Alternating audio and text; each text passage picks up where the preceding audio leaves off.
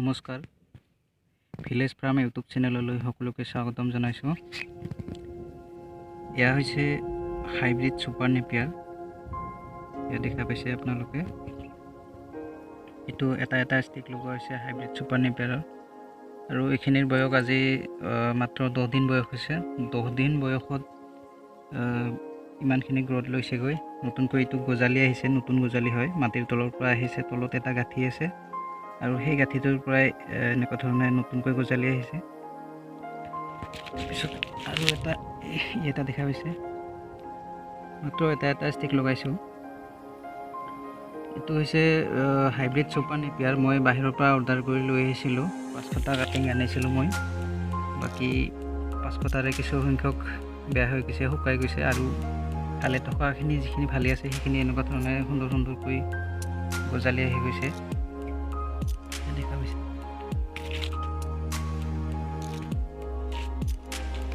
এটা বহুত সুন্দৰকৈ গজালি আহিছে। মাটিখিনি জীপ ৰাখিছোঁ। বৰষুণৰ বতৰতে ৰৈছোঁ বাৰু। মই বৰষুণ যদি কেতিয়াবা বৰষুণ নিদিয়ে, তেতিয়া মই মটৰেৰে হ'লেও পানীখিনি ইহঁতক দিওঁ, যাতে মাটিখিনি জীপ থাকে।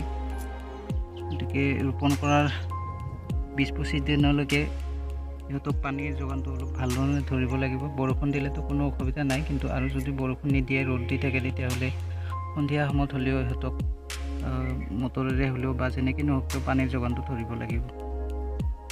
বাকী 20 দিন বা এমাহ পিছত কোনো অসুবিধা নাই। এয়া দেখা পাইছে মোৰ কি সুন্দৰকৈ গ্ৰথ আহি গৈছে ইহঁতৰ। এইবিলাক মাত্ৰ এটা ষ্টিক লগাইছোঁ।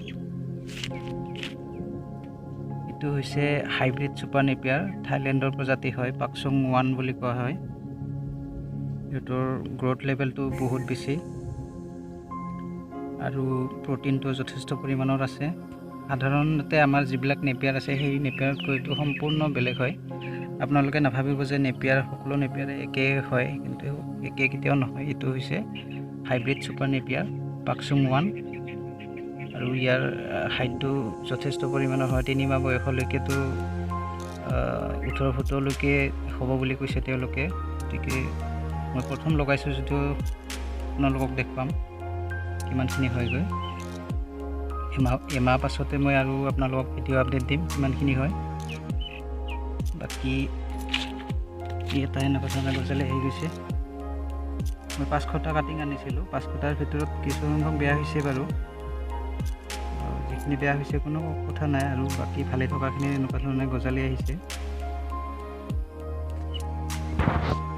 আৰু এটা দেখিছে, মাত্ৰ 10 দিন বয়স হৈছে এইখিনি ৰোপণ কৰাৰ। 10 দিন বয়সত এইখিনি হাইট লৈছে।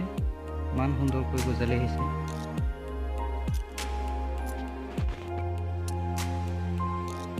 দুদিন বয়সত এইখিনি হৈছেগৈ।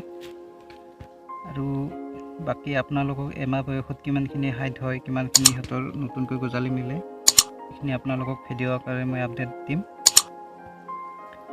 গতিকে আজিলৈকে সৰু এটা ভিডিঅ' আছিল। ধন্যবাদ।